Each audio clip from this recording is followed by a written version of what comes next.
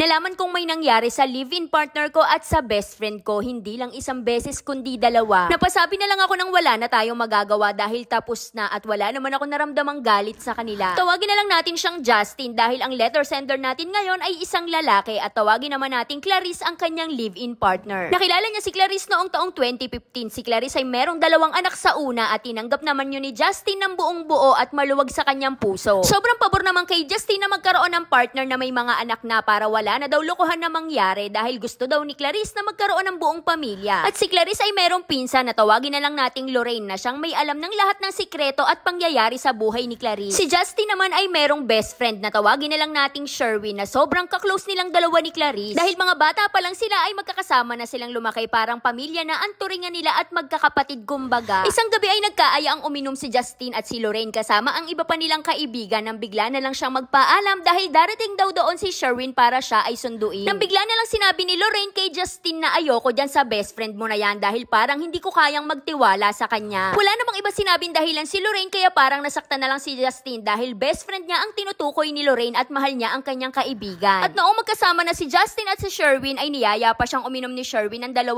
bote pero lasing na si Justin nung gabing yon. Pero pinagbigyan niya pa rin si Sherwin na uminom silang dalawa dahil sobrang dalang lang nilang magkita kaya gumagawa siya ng oras para sa kanyang best friend. At nang dahil sa kalasingan ay medyo emosyonal si Justin nung gabi na yon kaya may mga naikwento siya kay Sherwin. Binanggit niya kay Sherwin ang mga salitang palaging sinasabi sa kanya ni Lorraine na hindi niya raw kayang pagkatiwalaan ng kanyang best friend. Sinabi niya rin kay Sherwin na nasasaktan siya kapag ganun ang sinasabi sa kanya ni Lorraine dahil ayaw niyang may nasasabing hindi maganda sa kanyang best friend. Kaya mas pinipili na lang ni Justin na manahimik at wag na lang magtanong dahil mas kilala niya naman ang kanyang kaibigan at naghihintay na lang siya ng tamang panahon para malaman ang tunay na dahilan. Hindi nagtagal ay nagkaroon ulit ng inuman kasama niya ulit uminom si Lorraine at iba pang pinsan ni Clarice dahil ganun niya talaga ka-close ang pamilya ni Clarice. Sa kalagitnaan pa lang ng kanilang inuman ay bigla na nagsabi ang isa pang pinsan ni Clarice na magpapahatid siya kay Justin sa kanilang bahay kaya hindi na masyadong uminom si Justin. Hinatid ni Justin ang pinsan ni Clarice at habang nasa biyahe sila ay nakapag-usap silang dalawa. Ikinuwento sa kanya ng pinsan ni Clarice na nung minsan sila ay nag-iinuman ay bigla na lang naghalikan ng boyfriend niya at si Clarice. Kaya parang hindi makapaniwala si Justin sa sobrang gulat niya ay parang gusto niya na lang ibunggo ang sasakyan, Charis. Nagulat lang daw talaga siya at nagkaroon ng kirot sa kanyang puso dahil paano daw yun magagawa ni Clarice ay magkakasama silang lahat sa iisang inuman kung paano sila nakalusot. Ikinuwento rin sa kanya ng pinsan ni Clarice na meron pa siyang nagawang iba na nung mga panahon na nagkakalabuan sila ay nakipagtsuktsakan pala si Clarice sa kanyang best friend na si Sherwin. At hindi lang daw yun isang beses kundi dalawa kaya natuluyan na silang maghiwalay ni Clarice. At noong marinig yun ni Justin ay hindi niya na alam kung ano ang kanyang mararamdaman. Bigla na lang siyang napangiti at nasabing wala na tayong magagawa dahil tapos na. Nagkahiwalay na rin naman sila ng tuluyan ni Clarice kaya wala nang dahilan para magalit pa siya sa kanyang best friend na si Sherwin. Hindi naman maituring ni Justin na ang dahilan ng kanilang paghiwalay ay lokohan. Siguro sila ay nagkasawaan lang. At kahit nagkahiwalay na sila ni Clarice ay palagi niya pa rin itong pinagtatakpan at pinagtatanggol dahil ayaw niya maging pangit ang tingin ng ibang tao kay Clarice. Kahit ganun ang ginawa sa kanya ni Clarice ay hindi niya ito magawang mapagsalitaan ng masama dahil sobrang tagal nilang nagkasama at minahal niya ito ng sobra. At hindi naman porkit nagkahiwalay na sila ay kailangan na nilang maglabasan ng baho dahil pinapahalagahan pa rin ni Justin ang kanilang pinagsamahan. Hindi niya rin magawang magalit kay Sherwin dahil unang-una mahal na mahal niya ang kanyang kaibigan at pangalawa para saan pa kung magagalit pa siya wala na rin naman si Clarice sa kanya. Pero ang pinagtatakan lang ni Justin ay kahit hindi niya sinasadya na lumayo sa kanyang kaibigan ay parang bigla na lang siyang naglaylo ng kusa. Parang hindi na rin siya ganun ka-excited sa tuwing magkasama sila ng kanyang kaibigan kahit sobrang dalang nilang magkita. Pero kakalaruhin ko lang po, hindi po ako galit sa kanila, konti lang charot dahil mga hayop sila. Wala po talaga namumuong galit sa puso ko at mahal ko pa rin ang best friend ko pero ang ex ko po ay hindi na. Nagtataka lang talaga ako kung bakit ganito na ako sa best friend ko, parang bigla na lang ako nawala ng gana sa kanya. Hindi naman po ako nanghihingi ng payo pero tatanggap po ako ng komento dahil wala naman po akong mapagsabihan nito. May kanya-kanya na rin po kaming pamilya, ngayon may pamilya na po si Sherwin at ganun din po si Clarice. Maraming salamat Ate Charis, sobrang dami namin na nakasuporta sa'yo, hanggang dito na lang Ate Charis. Ang gustong itanong sa atin ni letter sender ay bakit bigla na lang siyang natabangan sa kanyang kaibigan kahit wala naman siyang galit na nararamdaman. At sa tingin ko dahil sobrang mahal mo yung kaibigan mo, naging protective ka sa kanya, yung tipong ayaw mo mapagsabihan siya ng hindi maganda. At sa pinakita mong pagmamahal sa kaibigan mo, hindi mo siguro lubos maisip na kaya niyang gawin sa'yo yung ganitong klase ng bagay. Dahil kung sa akin nangyari to, siguro ang tatakbo sa isip ko, bakit nagawa to sa akin ng kaibigan ko? Hindi niya man lang ba naisip na pwede akong masaktan kapag nalaman ko yung totoo? Posible naman kasi talaga na sa sobrang pagmamahal natin sa isang tao, kahit lokohin nila tayo, hindi natin magawang magalit sa kanila dahil mas nangingibabaw yung pagmamahal natin sa kanila. Pero habang lumalalim yung realizations mo sa buhay kung bakit nila nagawa sa'yo yon, kusa ka ng matatabangan sa kanila. Yung tipong parang hindi na nila deserve na paglaanan ng oras at